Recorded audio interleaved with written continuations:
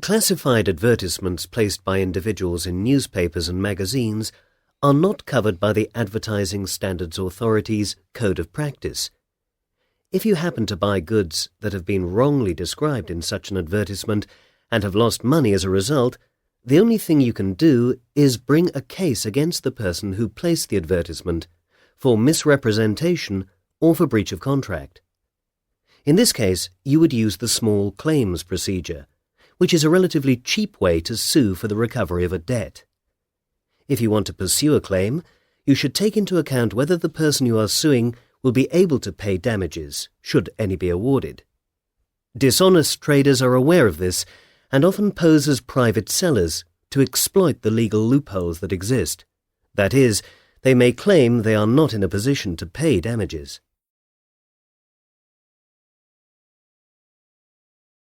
In the 19th century, few people could afford to travel abroad.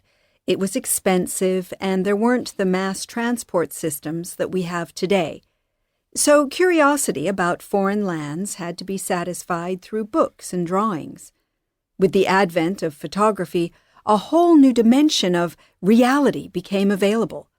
Publishers were not slow to realize that here was a large new market of people hungry for travel photography, and they soon had photographers out shooting the best-known European cities, as well as more exotic places further away.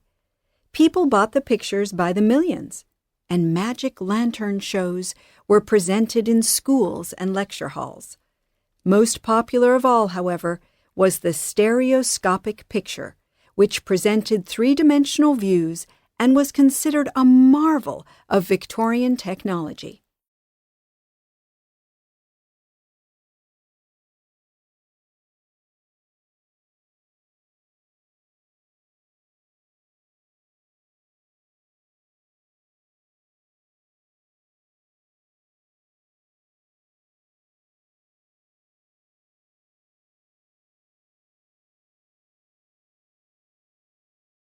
Stem cells are the body's master cells, the raw material from which we are built.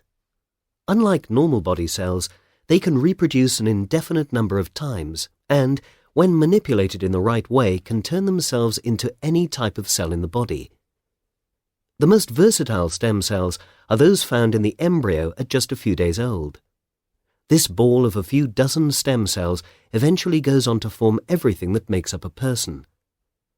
In 1998, James Thomson announced that he had isolated human embryonic stem cells in the laboratory. At last, these powerful cells were within the grasp of scientists to experiment with, understand, and develop into fixes for the things that go wrong.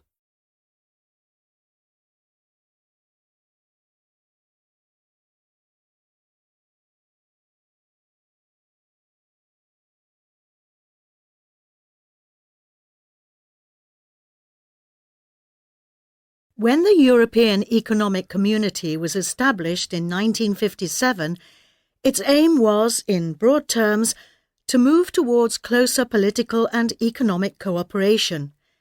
Today, the much larger European Union has a far-reaching influence on many aspects of our lives, from the conditions we work under to the safety standards we must adhere to and the environment in which we live.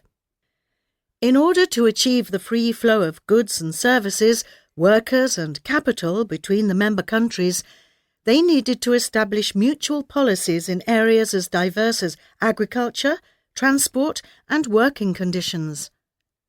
When they had agreed on these policies, they became law.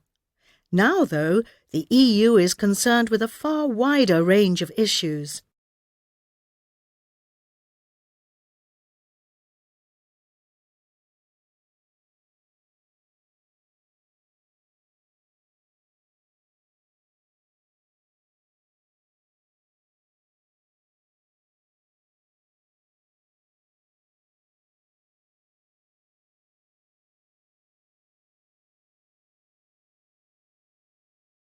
When you hear things like human DNA differs from chimp DNA by only a couple %, you can't help but wonder, how can that be? How can so few changes make such a big difference?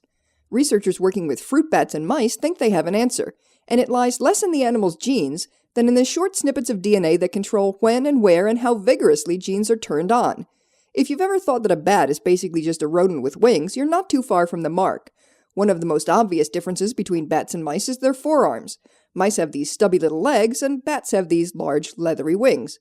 But even those differences are not as major as you might imagine. Mice and bats both have a gene called PRX1, which regulates limb development, but the gene is more active in the budding wings of bats.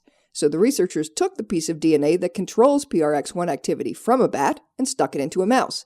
The result, pictured in the January 15 issue of Genes in Development, mice that have longer front legs.